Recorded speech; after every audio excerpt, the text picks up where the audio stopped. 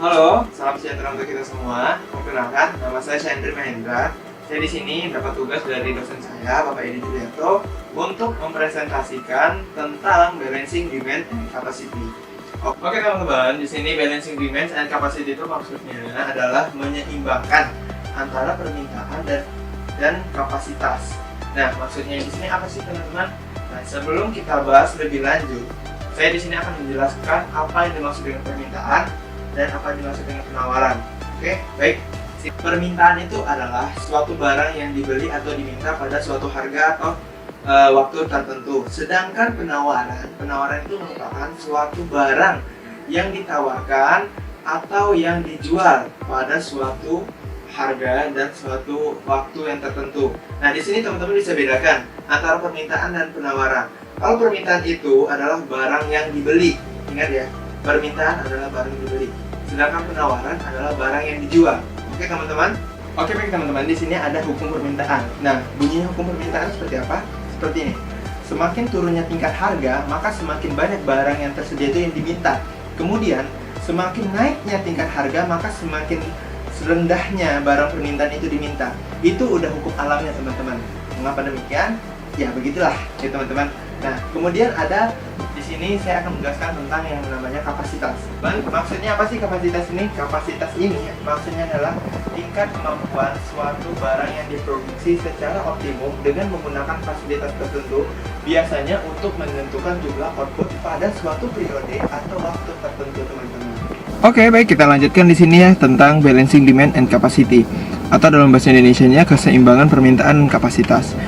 Penggunaan kapasitas produktif yang efektif itu maksudnya di sini ada suatu fluktuasi atau dalam artian itu seperti guncangan permintaan untuk jasa yang selalu dialami pengecer, bioskop, motel, restoran, kapal feri, dan bisnis-bisnis lainnya. Ini adalah masalah yang melanda sebagian besar dari seluruh jenis bisnis yang ada yang melayani pelanggan individu maupun korporat. Nah, usaha-usaha jasa yang menciptakan persediaan yang mudah rusak yang tidak dapat disimpan untuk dijual di kemudian hari. Ini menjadi suatu masalah bagi setiap jasa dengan kapasitas terbatas yang mempunyai fluktuasi atau guncangan yang tinggi dalam permintaannya. Nah, usaha jasa menciptakan persediaan yang mudah rusak yang tidak dapat disimpan untuk dijual di kemudian hari. Karena ya di hari itu doang gitu. Kemudian juga ini juga menjadi suatu masalah bagi setiap jasa dengan kapasitas terbatas yang mempunyai fluktuasi, atau fluktuasi itu bisa kita sebut sebagai guncangan atau ketidaktetapan ya, yang tinggi dalam permintaannya. Nah, masalah ini paling umum ditemukan di antara jasa yang memproses orang atau barang milik fisik seperti transportasi, penginapan, jasa makanan, perbaikan dan pemeliharaan, hiburan dan perawatan kesehatan, dan lain-lain banyak lagi. Nah, masalah ini juga mempengaruhi jasa pemroses informasi yang padat karya yang memiliki perubahan-perubahan musiman dalam permintaan. Penggunaan kapasitas produktif yang efektif adalah salah satu rahasia keberhasilan dalam bisnis seperti itu. Namun, seharusnya sasarannya bukanlah memanfaatkan staf, tenaga kerja, peralatan, dan fasilitas semaksimal mungkin, melainkan menggunakannya produktif mungkin. Oke, next ya, kita akan bahas tentang dari kelebihan permintaan sampai kelebihan kapasitas. Pada setiap saat, jasa dengan kapasitas tetap mungkin akan menghadapi salah satu dari 4 kondisi berikut. Ya, yang pertama, kelebihan permintaan. Nah, kelebihan permintaan ini seperti apa sih? Kelebihan permintaan itu seperti tingkat permintaan yang melampaui kapasitas maksimum yang tersedia, yang mengakibatkan sebagian pelanggan ditolak untuk dilayani dan bisnis pun hilang. Nah, maksudnya apa di sini? Contoh, kita buka rental mobil nih, kapasitasnya 10, tahu-taunya yang mintanya 20 orang. Nah, otomatis kita kehilangan tuh 10 orang lagi untuk yang merental mobil. Nah, bagaimana tuh cara kita untuk meminimais kekurangan itu? Seperti itu. Nah, kemudian yang kedua, permintaan melampaui kapasitas optimum. Nah, maksudnya di sini apa sih? Tidak seorang pun sebetulnya ditolak, tetapi kondisinya padat sekali dan semua pelanggan mungkin akan mendapatkan kualitas jasa yang merosot. Nah, kemudian apa lagi? Permintaan dan penawaran seimbang. Pada tingkat kapasitas optimum, staf dan fasilitas sibuk tanpa harus kelebihan beban, dan pelanggan mendapatkan pelayanan yang baik tanpa penundaan. Nah, maksudnya di sini ya kayak tadi saya bilang, kita contohnya ngerental mobil, kita punya rentalan mobil ada 10 mobil nih, 10 unit mobil, dan 10 unit mobil itu memang memiliki orang yang mencari mobil ke kita hanya ada 10 orang, jadi pas, balance gitu. Nah, kelebihan kapasitas. Nah, kalau kelebihan kapasitas ini, permintaannya itu berada di bawah kapasitas optimum dan sumber daya produktif kurang terpakai yang mengakibatkan produktivitas rendah. Dalam beberapa contoh, pelanggan mungkin mendapatkan pengalaman yang mengecewakan dan meragukan keberlangsungan jasa tersebut. Nah, maksudnya di sini kelebihan kapasitas itu ya contohnya tadi, kalau menurut saya pribadi ya, contohnya kita memiliki 10 mobil, tapi yang mencari mobil itu hanya 5 orang gitu. Jadi kita kelebihan 5 mobil lagi, seperti itu ya. Apabila permintaan melampaui kapasitas maksimum yang tersedia, beberapa calon pelanggan mungkin akan ditolak dan bisnis mereka akan hilang selamanya. Tetapi apabila permintaan berada antara kapasitas optimum dan maksimum, terdapat resiko bahwa semua pelanggan yang dilayani pada saat itu akan menerima jasa yang lebih jelek, dan dengan demikian menjadi tidak puas. Nah, jadi kalau bisa kita sih bagaimana caranya, standar apapun kita harus maksimumkan tuh pelayanan kita kepada pelanggan, seperti itu. Kemudian kapasitas optimum dan kapasitas maksimum biasa menjadi satu dan sama dalam pertunjukan teater dan olahraga yang ditonton secara langsung. Tempat duduk yang terisi penuh adalah suatu yang menyenangkan, karena hal itu akan merangsang pemain dan menciptakan rasa kegairahan dan partisipasi penonton.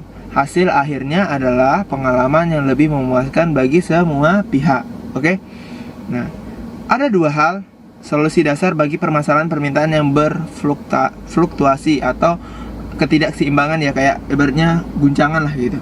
Nah, yang pertama, menyesuaikan tingkat kapasitas untuk memenuhi berbagai jenis permintaan. Pendekatan ini yang membutuhkan kerjasama antara memenuhi berbagai jenis permintaan. Kemudian pendekatan ini juga yang membutuhkan kerjasama antara manajemen operasi dan sumber daya manusia. Nah, menuntut pemahaman tentang apa yang menjadi kapasitas produktif dan bagaimana meningkatkan atau menurunkannya secara bertahap. Nah, yang kedua adalah mengelola tingkat permintaan dengan menggunakan strategi pemasaran untuk meratakan puncaknya dan mengisi lembahnya untuk menghasilkan aliran permintaan jasa yang lebih konsisten. Oke teman-teman, nah kita masuk ke tahap pembahasan ya teman-teman. Di sini saya akan membahas tentang mengukur dan mengelola kapasitas. Nah, untuk menentukan kapasitas produktif itu adalah sejauh mana fasilitas, peralatan, tenaga kerja, infrastruktur, dan aset lainnya tersedia bagi perusahaan tertentu untuk menghasilkan output bagi pelanggannya. Sumber daya atau aset yang dapat digunakan suatu perusahaan untuk menghasilkan barang dan jasa. Terus fasilitas fisik yang dirancang untuk menampung pelanggan dan digunakan untuk menyerahkan jasa pemrosesan orang atau pemrosesan rangsangan mental. Nah, fasilitas ini meliputi apa? Meliputi klinik, hotel, pesawat penumpang, bus, restoran, kolam renang, dan lain-lainnya. Bioskop juga termasuk ya teman-teman. Nah, serta ruang kuliahan kita juga termasuk di perguruan tinggi. Dalam kasus ini, keterbatasan kapasitas utama, kemungkinan kapasitas utama ditentukan oleh perlengkapan. Nah, fasilitas fisik yang dirancang untuk menyimpan atau memproses barang yang dimiliki pelanggan atau ditawarkan kepada mereka untuk dijual, ini meliputi rak, pasar, swalayan, saluran distribusi gedung, dan tempat purker. Tenaga kerja yang merupakan elemen utama kapasitas produktif dalam semua jasa kontak tinggi dan banyak jasa kontak rendah. Mungkin digunakan untuk pekerjaan fisik maupun mental. Nah, banyak organisasi bergantung pada akses ke kapasitas yang mencukupi dalam infrastruktur pemerintah atau swasta untuk dapat menyerahkan jasa yang berkualitas bagi pelanggannya. seperti ini dapat meliputi saluran telepon yang sibuk, kegagalan daya listrik, ya. Nah, jadi teman-teman yang mengukur kapasitas. Nah, kalau untuk mengukur kapasitas, ukuran penggunaan kapasitas meliputi jumlah jam. Dalam artian persentase total waktu yang tersedia, maksudnya di sini. Nah, yang digunakan fasilitas tenaga kerja dan peralatan secara produktif untuk menghasilkan pendapatan dan juga persentase ruang yang tersedia. Misalkan tempat duduk, kapasitas angkutan barang per kubik, dan pita lembar komunikasi yang benar-benar dimanfaatkan untuk menghasilkan pendapatan. Nah, kemudian orang cenderung mempunyai kemampuan yang beragam daripada peralatan dalam mempertahankan tingkat output yang konsisten. Lama-kelamaan karyawan yang lelah, tidak termotivasi atau kurang terlatih yang menjaga suatu tempat dalam usaha jasa perakitan seperti restoran, kafetarian, terus atau biro lisensi kendaraan bermotor dapat memperlambat seluruh jasa tersebut hingga berjalan sangat lambat. Nah, yang selanjutnya ya, kita akan membahas tentang menambah dan mengurangi tingkat kapasitas. Gimana sih caranya? Nah, untuk menambah dan mengurangi tingkat kapasitas, ini bersifat sebagian kapasitas elastik dan kemampuannya menyerap tambahan permintaan. Bahkan kalaupun kapasitas terlihat bersifat tetap, seperti apabila didasarkan pada jumlah tempat duduk, mungkin masih ada peluang meraih bisnis tambahan pada jam-jam sibuk. Nah, strategi lain untuk menambah kapasitas dalam kerangka waktu tertentu adalah dengan memanfaatkan fasilitas tersebut dalam waktu yang lama. Nah, yang selanjutnya, mengejar permintaan. Mengejar permintaan ini seperti apa sih? Strategi yang digunakan untuk menghadapi berbagai variasi permintaan dalam mengelola kapasitas disebut juga dengan chasing demand. Nah, maksudnya apa chasing demand ini? Nah, ada beberapa cara yang dapat digunakan. Yang pertama, menjadwalkan masa jeda selama periode permintaan rendah. Karena untuk memastikan bahwa kapasitas yang disediakan mencukupi untuk peak season atau periode sibuk. Yang kedua, perbaikan dan renovasi sebaiknya tetap dilaksanakan pada saat permintaan menurun. Memberikan libur kepada karyawan juga dapat dilakukan. Nah, menggunakan karyawan paruh waktu dapat menggunakan ekstra karyawan pada saat peak season. Peak season itu periode sibuk ya. Nah, menyewa atau berbagi fasilitas dan peralatan tambahan untuk mengurangi biaya investasi dalam aktiva tetap.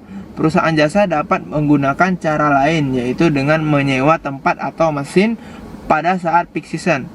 Nah, melakukan pelatihan silang untuk karyawan, meminta konsumen berbagi tempat kepada yang lain, meskipun biasanya itu hanya digunakan untuk satu orang.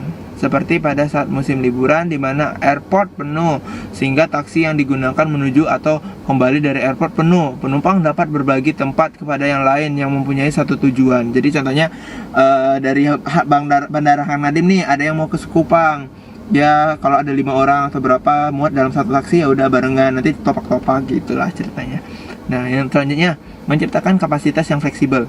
Kadang-kadang masalahnya bukan terletak pada seluruh kapasitas, melainkan dalam bauran yang bersedia untuk melayani kebutuhan-kebutuhan segmen pasar yang berbeda.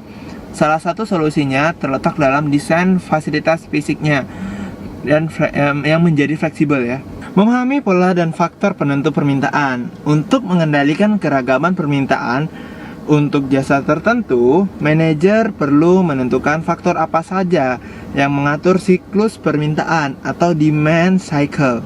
Nah, siklus permintaan adalah periode waktu ketika tingkat permintaan untuk jasa akan bergerak turun naik dengan pola yang dapat diprediksi sebelum level itu memunculkan diri. Ibaratnya kalau kata orang zaman sekarang sih nggak sesuai dengan ekspektasinya gitu loh. Nah, terus ada berbagai hal yang mempengaruhi permintaan. Kebanyakan siklus berkala yang mempengaruhi permintaan untuk jasa tertentu berbeda-beda. Lama waktunya mulai dari 1 hari hingga 12 bulan. sering tuh. Terus banyak siklus terjadi secara bersamaan waktunya. Oke, sekarang kita masuk ke pembahasan menganalisa permintaan. Nah, strategi untuk mengelola permintaan. Kapasitas organisasi jasa untuk memenuhi permintaan dibatasi oleh satu atau lebih fasilitas fisik, terus perlengkapan dan karyawan, dan jumlah urutan jasa yang disediakan.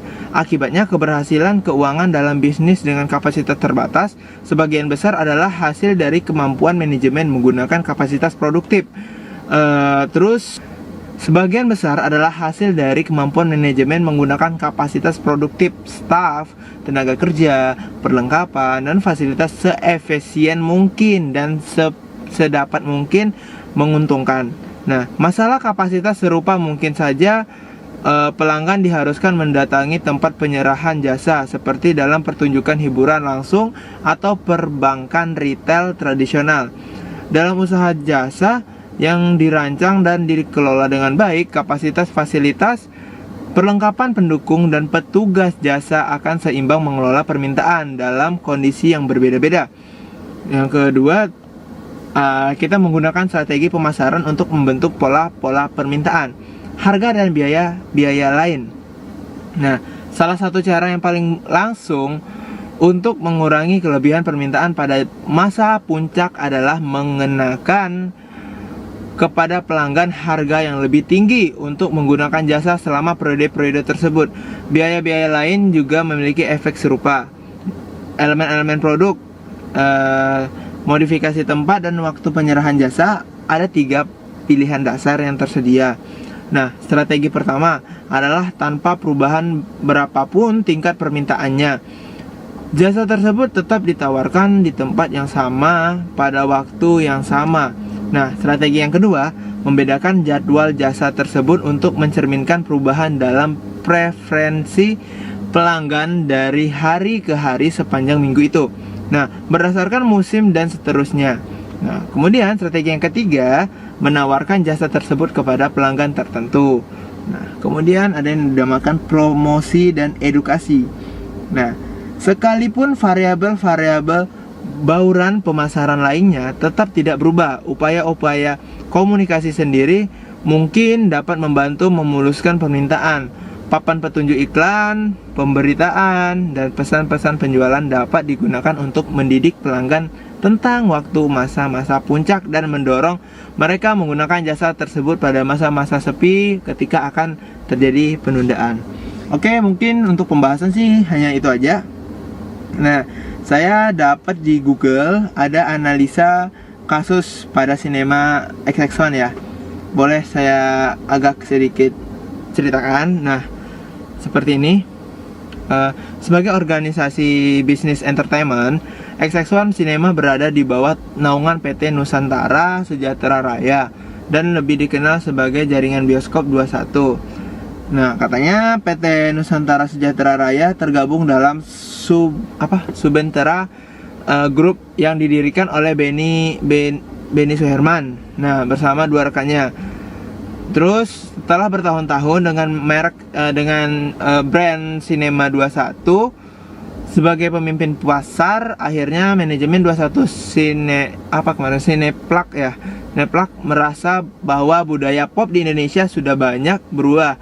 Bila logo 21 digunakan pada tahun 1990 atau 80-an, saat itu dapat mempresentasikan kesan modern. Kini tidak lagi, meski logo tersebut sudah memiliki brand share dan mind share yang kuat dalam benak konsumen, tapi di era milenium, logo tersebut mulai terkesan retro. Nah, dalam dunia desain modern awal abad ke-21, kesan modern dipresentasikan oleh desain yang minimalis. Melihat kondisi ini, maka lahirlah Cinema XX1 sebagai bentuk peningkatan atau upgradean dari Cinema 21. Nah, manajemen 21 Cineplak ingin menonjolkan kesan modern dalam hal kelas, terus melalui desain logo yang lebih elegan dalam perpaduan warna coklat emas dan huruf serif tegak gitu. Kalau kemarin sih katanya di Nagoya masih ada tuh 21 Cinema ya. Nah, sekarang kan udah berubah tuh jadi XX1. Nah, terus segi harga ya mungkin agak berbeda sedikit ya dengan Cinema 21. Terus juga aplikasi identitas korporat ini juga dapat dilihat dengan warna coklat hangat yang mendominasikan interior Cinema 21 serta penataan interior yang sangat minimalis. Nah, jadi penataannya itu sangat keren gitu teman-teman. Cinema XS1 pertama kali didirikan di Plaza Indonesia, tepatnya di Jakarta itu. Nah, dengan 4 buah teater reguler dan 2 buah teater premier. Nah, kemudian beberapa Cinema 21 turut direnovasi menjadi Cinema XX1 dengan penambahan karpet, perubahan desain dan penggantian kursi studio. Setiap tahunnya, kemunculan Cinema 21 tidak hanya itu. Beberapa Cinema XX1 maupun 21 masih terus melakukan pembenahan di penghujung 2008. Nah, seperti yang kalau nggak salah beberapa bulan yang lalu di tahun 2018, Cinema 21 di Nagoya Hill ya berubah jadi XX1 ya, Cinema XX1. Nah, kemudian bioskop 21 dan XX1 dimiliki oleh perusahaan yang sama. Nah, jadi perbedaan mencolok antara Cinema 21 XX1 dan Cinema 21 adalah dengan disediakannya sejumlah fasilitas seperti games, cafe, terus lounge, kemudian hingga ruang merokok di sejumlah XX1 ya.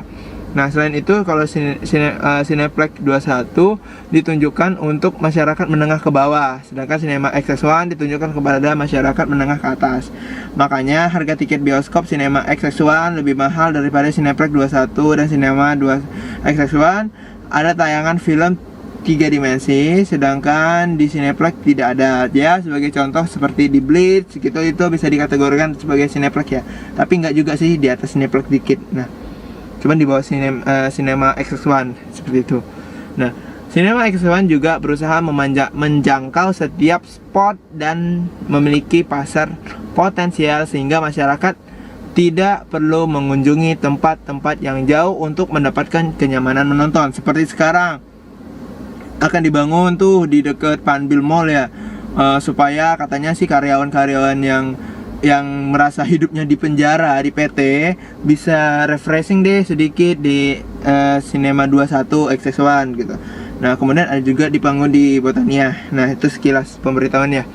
Kemudian aplikasi penerapan kajian terhadap objek. Nah, bagaimana sih upaya Cinema XX1 dalam menghadapi permintaan konsumen atau penonton yang berfluktuasi. Berfluktuasi ini tadi yang seperti saya bilang di sebelum-sebelumnya, saya mengatakan berfluktuasi ini seperti guncangan atau ketidakseimbangan ya, ketidaksetaraan gitu. Nah, bagaimana sih caranya? Nah, upaya yang dilakukan Cinema XX1 dalam menghadapi permintaan yang berfluktuasi itu dengan cara penggunaan kapasitas produktif yang efektif. Dan yang tadi saya sudah jelaskan ya, kapasitas produktif yang efektif itu seperti apa. Kemudian kapasitas produktif pada Cinema 21 XX1 adalah sebagai berikut. Yang pertama, fasilitas fisik yang dirancang untuk menampung pelanggan seperti gedung bioskop, ruangan teater atau sinema.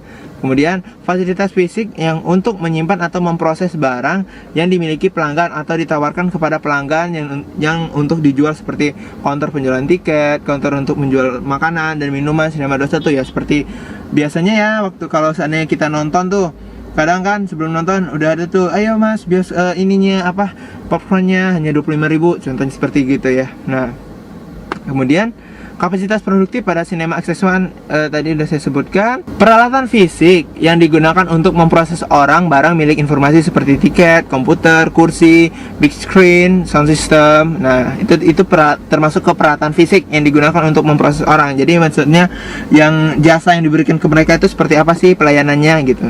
Nah, tenaga kerja, staff atau pegawai yang melayani penjualan tiket Cinema XX1. Petugas yang melayani pada saat akan memasuki ruang teater, petugas keamanan XX1, karyawan yang menjual makanan dan minuman. Tadi udah saya bilang ya, kayak kalau yang melayani penjualan tiket ya, sebelum kita mau nonton kita harus beli tiket dulu tuh.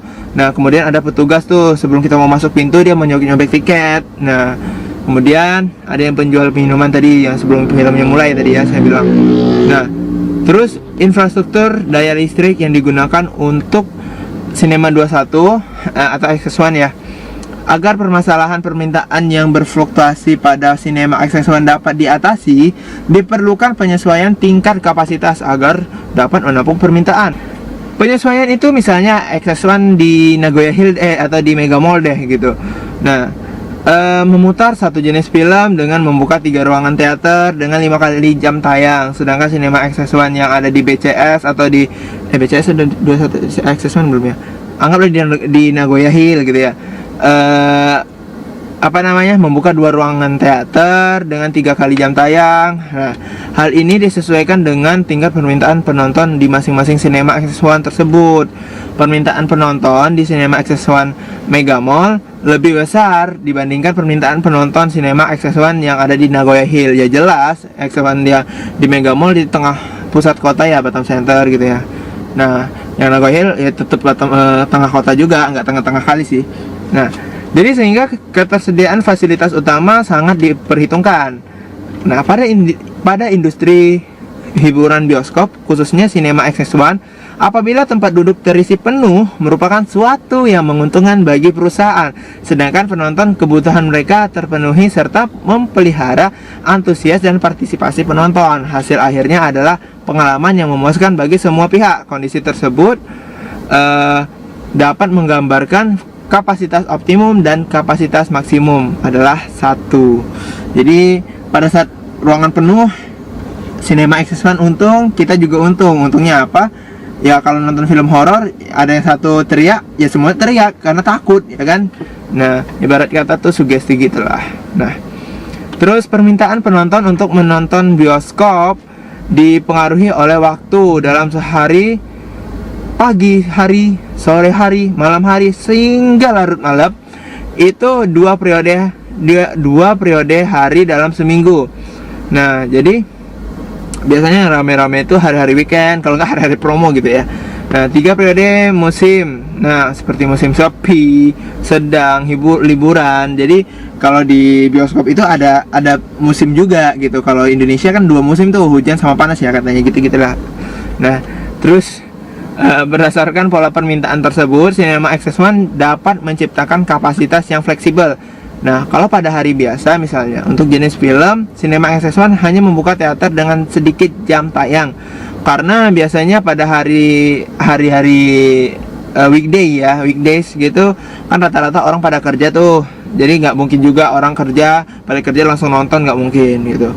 Nah, kemudian oleh Cinema XX1 dalam menyeimbangkan permintaan dan kapasitas. Jika permintaan terhadap suatu film lebih banyak, maka untuk memenuhi kapasitas permintaan konsumen atau penonton biasanya dilakukan dengan pembukaan teater lebih banyak dengan cara mengurangi jam-jam tayang film yang lebih sedikit permintaannya. Jadi diminimize film yang nggak terlalu naik gitu ya. Nah, sebagai contohnya seperti apa nih? Sebagai contoh, bila suatu waktu muncul film yang baru dan film tersebut menarik perhatian penonton, lalu banyak permintaan penonton yang ingin menyaksikan di bioskop, sehingga jumlah penonton tersebut melebihi kapasitas dan tidak tertampung oleh jumlah teater atau studio yang sedikit, jumlah jam tayang yang sedikit juga, maka pihak manajemen Cinema XX1 merubah jadwal jam tayang dan teaternya. Jadi contohnya film A baru launching, tiba-tiba memang film A ini bagus banget dan banyak yang suka, dan film B ini udah launching 3 hari sebelum film A, tapi yang suka tuh hanya sedikit. Jadi jam tayang film B itu dikurangi untuk masukin ke film A. Jadi teater yang biasanya digunakan untuk nonton film B itu digunakan untuk nonton film A. Seperti itu contohnya. Nah, kemudian untuk menghadapi permintaan konsumen untuk penonton yang berfluktuasi, Cinema XX1 melakukan penggunaan kapasitas produktif yang efektif. Strategi yang digunakan untuk menyeimbangkan kapasitas adalah apabila kapasitas pada Cinema XX1 tidak memadai dan permintaan penonton berlebih, pihak XX1 sebaiknya langsung memberitahukan bahwa kapasitas yang tersedia sudah tidak mencukupi, sehingga mengurangi antrian pada loket pembelian tiket. Terkadang kan kita nih ngantri, tiba-tiba ngantri, tiketnya udah nggak ada. Aduh, sakitnya ya. Terus solusi selanjutnya yang dapat dilakukan oleh XX1 adalah dengan memberikan alternatif lain, yaitu menonton di bioskop yang berbeda. Contohnya ya bioskop Mega Mall udah habis nih, silahkan nonton di Nagoya, kan ada tuh. Ya saya kerjasama aja deh gitu. solusi lain lagi seperti memanfaatkan kapasitas yang memadai tetapi permintaan sedikit untuk menyeimbangkan dengan permintaan yang berlebih tetapi kapasitas tidak memadai, atau dengan cara melakukan inventaris dengan sistem reservasi agar konsumen bergeser ke off peak periode. Maksudnya tuh jam-jam sibuk pada periode tertentu lah gitu. Dan jadi itu tadi penjelasan dari saya tentang tentang balance demand and capacity. Oke. Kurang lebihnya saya minta maaf karena saya juga manusia biasa ya. Saya hanya pelajari beberapa waktu yang lalu untuk memperbaiki nilai. Oke. Sekian dari saya, kurang lebihnya saya mohon maaf.